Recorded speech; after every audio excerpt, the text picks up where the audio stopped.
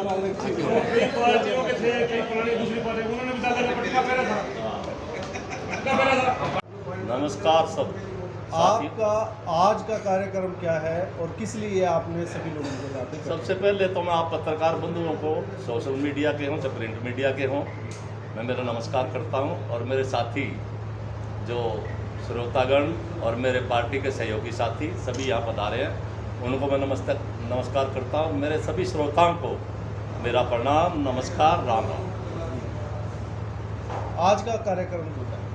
आज का कार्यक्रम साथियों, सन 2018 में मैंने बड़े चाव से साथियों के साथियों के साथ मिलके जेजेपी पार्टी ज्वाइन किया था। उससे पहले मैं काफ़ी वर्षों से कांग्रेस का स्थायी मेंबर रहा हूँ, लगभग 31-32 साल तक। तो मुझे कुछ सब्जबाग दिखाए गए थे, कुछ झूठे आश्वासन दिए गए थे, एक किस्म से यूँ मानिए कि गुमराह करके मैं उनके शीर्ष नेताओं की बातों में विश्वास कर गया। उनके आश्वासन में आकर के मैंने पार्टी ज्वाइन कर ली थी। लेकिन पार्टी ज्वाइन करने के बाद वो जो आश्वासन मुझे दिए गए थे उनमें से एक भी पूरा नहीं हुआ। दूसरी बात, चलो कोई बात नहीं, मेरे निजी आश्वासन ना भी पूरे हुए हों, जनता का, कार्यकर्ता साथियों का, सहयोगियों का, जिन लोगों ने पार्टी के कैंडिडेट की जी तोड़ मेहनत करके मदद की, उनका किसी के कुछ ना कुछ काम 10, 15, 20% कुछ ना कुछ काम भी अगर हो जाते तो हम अपने आप को तसल्ली दे लेते, आत्मसंतुष्टि महसूस करते। राय साहब, जैसा आपने बताया कि करीब आप काफ़ी सालों से कांग्रेस में रहे थे, वो छोड़ने का कारण क्या रहा? छोड़ने का कारण यही था, मैं साफ साफ कहता हूँ, कोई चोरी नहीं, मैं ना घुमा फिरा के बात करने वाला हूँ, स्पष्ट कहने वाला आदमी, चाहे कोई बुरा माने चाहे कोई भला। मुझे जेजेपी पार्टी से चुनाव लड़ाने का वायदा किया गया था। मेरे साथ प्री कमिटमेंट थी पार्टी के शीर्ष नेतृत्व की, परंतु पार्टी उस पर खरी नहीं उतरी। फिर भी मैंने मेरे मन को समझा लिया, पार्टी है, 100 मजबूरियां हो सकती हैं, 100 लाचारी हो सकती है, पार्टी के हालात ऐसे हो सकते हैं। पार्टी ने दूसरे अचानक माइग्रेट करके आए कैंडिडेट को टिकट दे दिया। हमने पार्टी के नेताओं के कहने से उस कैंडिडेट की जी भर मदद करी, जी तोड़ मदद करी, और उसको पूरी मेहनत से जनता ने, हमने सब ने मिलकर जिताया। जिताने के बाद उस भाई ने, उस साथी ने भी जो हमारे साथ किया और कर रहा है, वो आप सब लोग बरवाड़ा के शहरी हो, आप देख भी रहे हो। सरकार का आधे से ज़्यादा बजट, यानी कि आधे से ज़्यादा पैसा दुरुपयोग हुआ है। ऐसे काम शहर में किए गए हैं जिसकी कोई ज़रूरत नहीं थी, और उस पर करोड़ों रुपए का बजट खुर्द-बुर्द कर दिया गया है। कि हमारा विधायक मनमानी करता है, किसी की राय ना मानता है ना सुनता है। कोई अगर उसके काम में दखल अंदाजी करे तो उसको बहुत बुरा लगता है। उसको भी, विधायक जी को भी, काफ़ी कार्यकर्ताओं के, जनता के, सार्वजनिक शहर के कई काम कहे, बताए, लेकिन कोई टस से मस नहीं, कोई उस पर अमल नहीं, कोई उस पर गौर नहीं, कोई ध्यान नहीं, सिर्फ टहलाने वाली बात, टालने वाली बात के अलावा आज तक कुछ नहीं निकला। रही बात, अब छोटे छोटे कार्यों के लिए देख लो, छोटे छोटे कार्यों के लिए भी लोगों को धरने बिठाने पड़ते हैं, तंग आकर के। पहले अधिकारियों से मिलते हैं, कई बार मिलते हैं, जब तंग आ जाते हैं, कोई सुनाई नहीं होती, लोग धरने पे बैठ जाते हैं। वो गलती करके धरने पे बैठ तो जाते हैं, परंतु उनको उठाने वाला कोई नहीं आता। पीठ पुकार करके, नारेबाजी करके, हाय पुकार करके, आखिरी मजबूरन किसी ना किसी दिन किसी बहाने से खुद ही उठना पड़ जाता है। पहले हमने पुराना बस स्टैंड पे एक महापंचायत की तरफ से शहर की समस्याओं को लेकर के एक धरना दिया था। काफ़ी मुद्दे थे उसमें, बड़े ज्वलंत मुद्दे थे। सारी सड़क पे आज 4 साल से धूल उड़ रही है, दुकानदारों का काम चौपट है, किराएदार दुकानें छोड़ के भाग रहे हैं कि उनके पास किराया देने लायक भी कमाई नहीं जुटाई जा रही है। इतना बुरा हाल है। हम परसों भी एसडीएम मैडम को जाके अल्टीमेटम दे के आए, 1 महीने का, नहीं तो बाजार बंद करेंगे मजबूरन, क्योंकि 4-5 बार पहले भी बरवाड़ा के लोग उनसे मिले।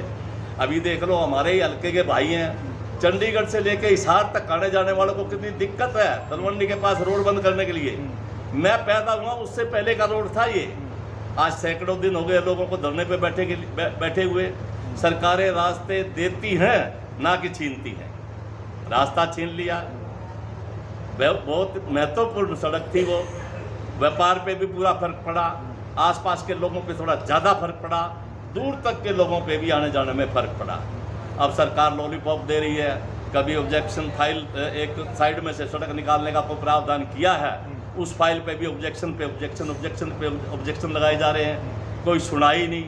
जनता धरने पे बैठ के महिलाएं, आप देखो सैकड़ों दिन से लगभग मेरे ख्याल में 140 दिन हो गए हैं। महिलाएं, पुरुष।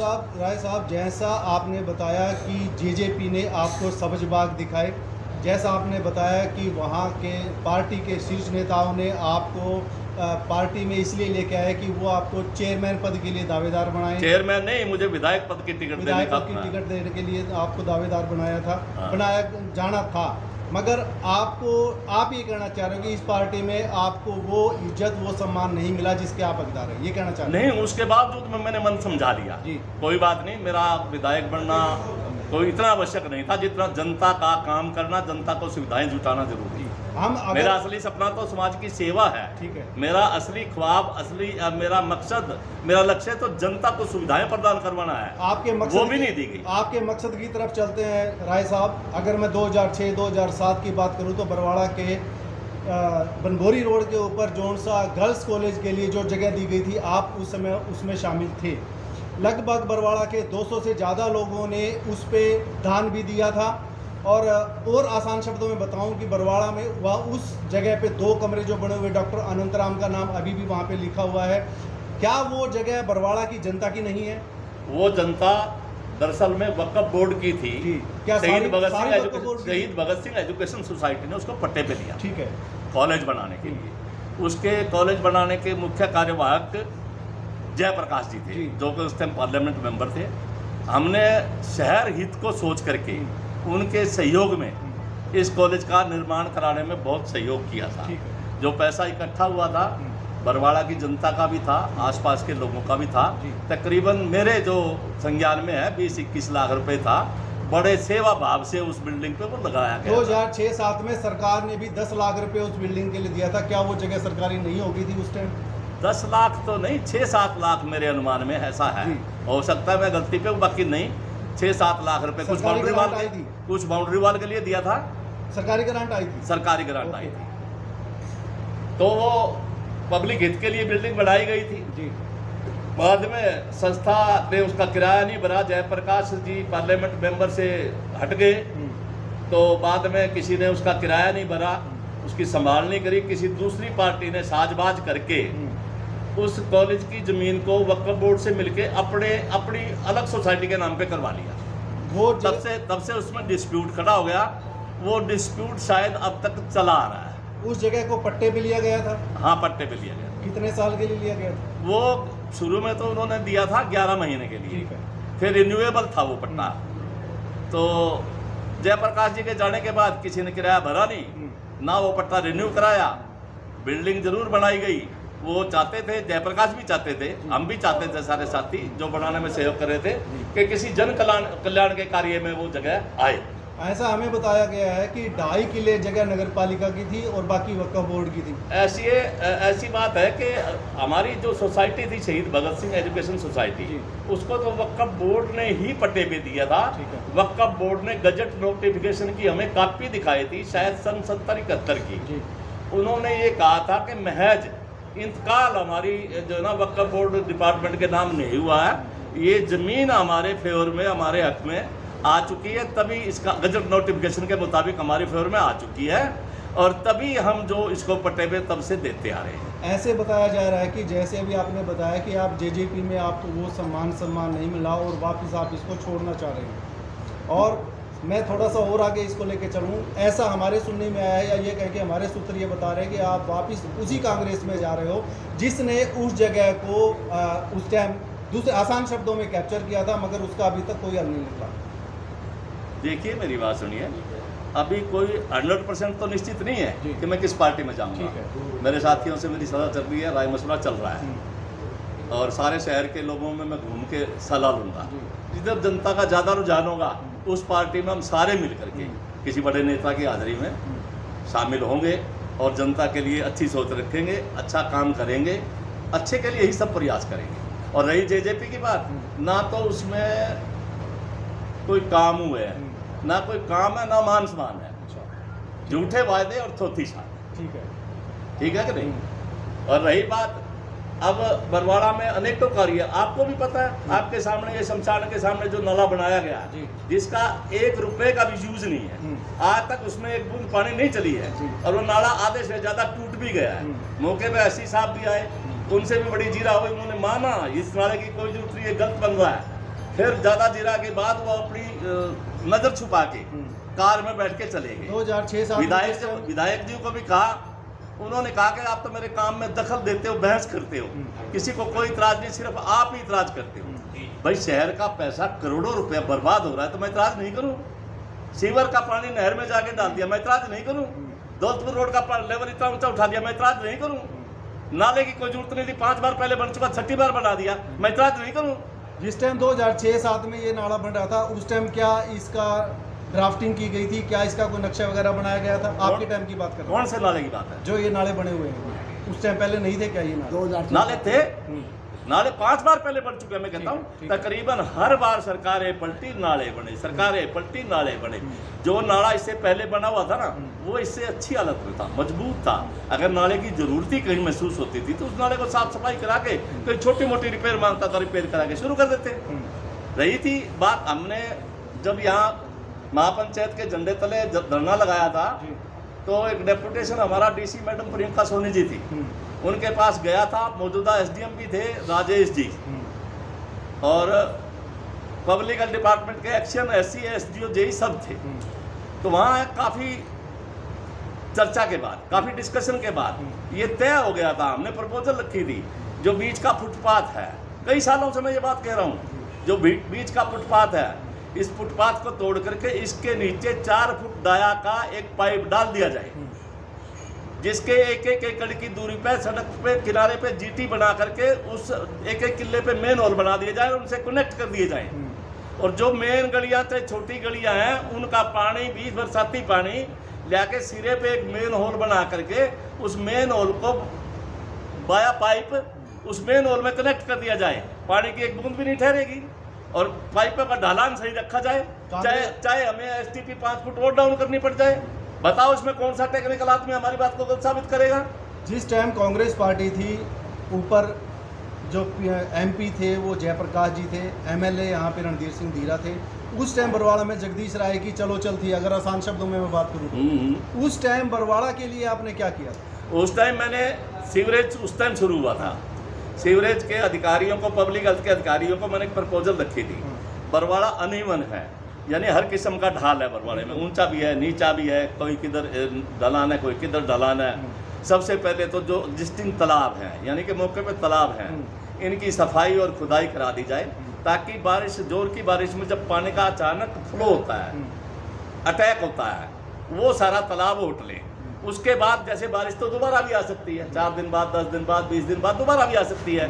उसके बाद वहाँ उस तालाबों से इंटरकनेक्ट करके उनको एक तालाब के ऊपर चैम्बर बना के, एक पंप चैम्बर बना दिया जाए, जिससे पानी की निकासी लाइन जो है उसके साथ उसको कनेक्ट कर दिया जाए और पानी बाहर अपना एसटीपी में चला जाए। ये प्रपोजल मैंने रखी थी। तब उन्होंने मुझे कहा कि अभी ऐसा कोई बजट नहीं है, इसमें थोड़ा टाइम लगेगा। एक मैंने प्रपोजल और रखी थी, वो आज भी मेरी बातें, आज भी जो मैं कह रहा हूँ उसी पे कायम हूँ। मैंने कहा था अनइवन ढलान है बरवाड़ा का, बरवाड़ा में एक रिंग सीवर डाला जाए चारों तरफ, जो हर किस्म के ढलान को मैच कर जाएगा। इधर ऐसे चारों तरफ रिंग सीवर जो डलेगा, बार बार पैसे खराब करने की बजाय वो एक बार रिंग सीवर डाला जाए जो चारों तरफ के बरवाड़े के ढलान को मैच करेगा। ये शिकायत बार बार नहीं आएगी, उधर ऊंचा है, उधर नीचा है, इधर ये। और उस रिंग सीवर में 4 एसटीपी बनाए जाए, चारों कोनों पे 4 एसटीपी बनाए जाए।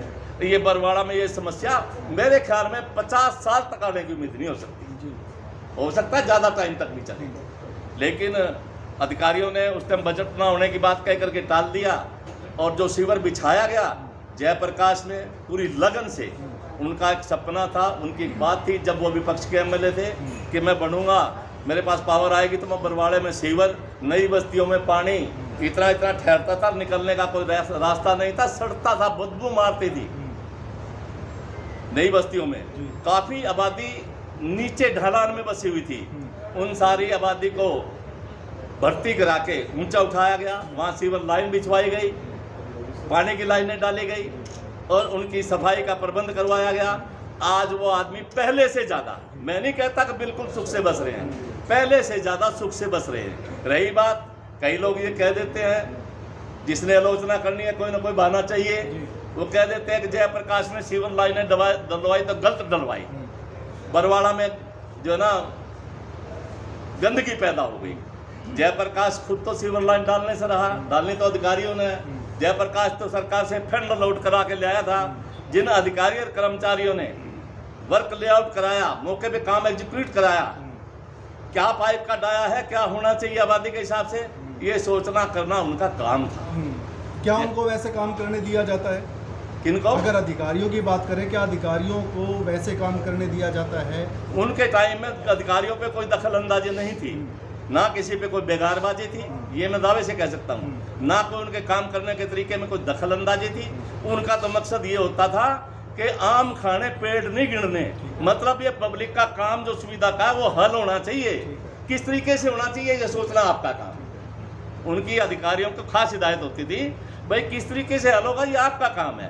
सवा लाख फुट वाटर सप्लाई की लाइनें खुद में अगवा होके बिछवाने वाला हूँ बरवाड़ा शहर में। हीरा कॉलोनी के आसपास का एरिया, वार्ड नंबर 7, 6 और इधर ये आपकी ये 14 वार्ड का सिनेमा का जो एरिया है, हाँ इंदरपुरी है। जेजेपी से रुष्ट होने का कारण? जेजेपी से रुष्ट होने का कारण आज मेरी जनता त्राही कर रही है।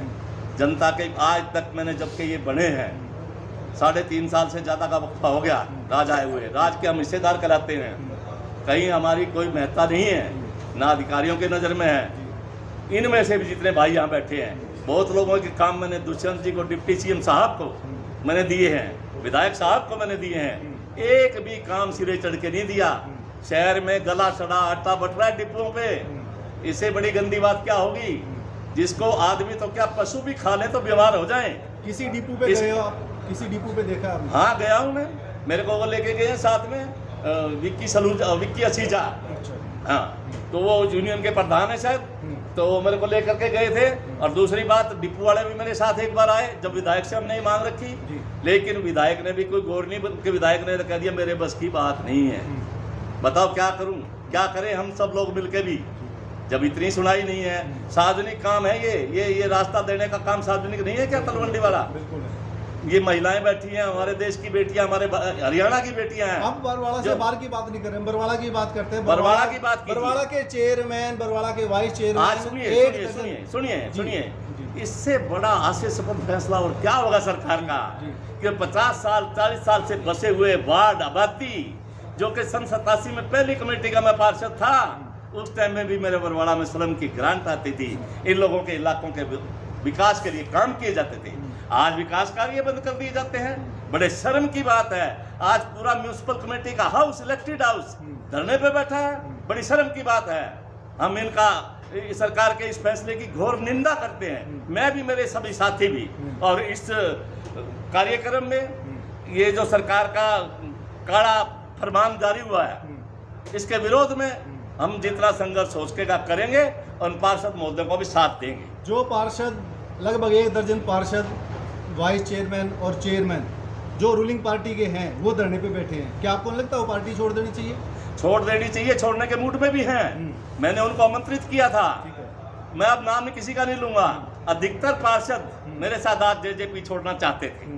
जेजेपी की बात नहीं कर रहा, मैं बीजेपी की बात कर रहा हूं। किसी भी पार्टी, चेयरमैन, किसी भी पार्टी, अभी बीजेपी किसी भी पार्टी में छोड़ना चाहते थे, लेकिन अब उन्होंने शुरू में जैसे धरने पे बैठे तो आपस में एक कंडीशन तय कर दी कि भाई कोई भी आदमी जब तक धरना चलेगा किसी भी पार्टी, पॉलिटिकल पार्टी की एक्टिविटी में नहीं जाएगा। तो उस बंधन के कारण वो जो मेरे साथ आना चाहते थे यहाँ कोई जरूरी थोड़ी है जेजेपी से त्याग पत्र देने वाले आएंगे, बीजेपी वाले भी आ सकते हैं, 1-2 भाई आए हुए भी हैं, ठीक है कि नहीं? पिछले तो दिनों ग्रीवेंस कमेटी की जो मीटिंग हुई थी हिसार जी। में, तो माननीय गृह मंत्री अनिल विज जी आए थे। उसमें बरवाला हल्के के विधायक जोगीराम सिहाग ने भी उनसे कहा था कि अधिकारी मेरी सुनते नहीं है और मेरी चलती नहीं है सरकार में। तो क्या कुछ कहना चाहिए? देखिए आप मेहता साहब, आप मेरे उभरते हुए पत्रकार सितारे हैं, मेरे भाई हैं। अब जो विधायक ये बयान दे रहा है, सत्ता पार्टी में हिस्सेदार भी है, उसको क्या करना चाहिए ये आप भी अपने दिमाग से सोचिए। क्या इस्तीफा नहीं दे देना चाहिए उसको? बिल्कुल जी, बिल्कुल नहीं दे देना चाहिए। भाई साथियों, सारे सुन रहे हो?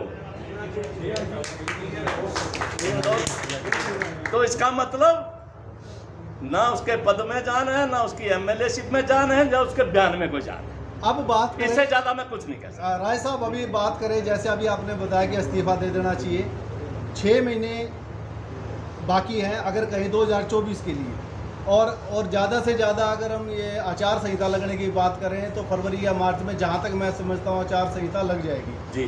तो 6 से 8 महीने के लिए अगर कोई इस्तीफा दे या ना दे, कोई खास फर्क नहीं पड़ने वाला। आपको क्या देखिए, लगता है? सरकार को 4 दिन की भी बहुत होती है। आप ये मत कहिए सोनी जी, सरकार को 4 महीने 4 दिन की भी बहुत होती है। अभी तो 1.5 साल पड़ा है असेंबली इलेक्शन को, अक्टूबर 2024 में इलेक्शन होगा।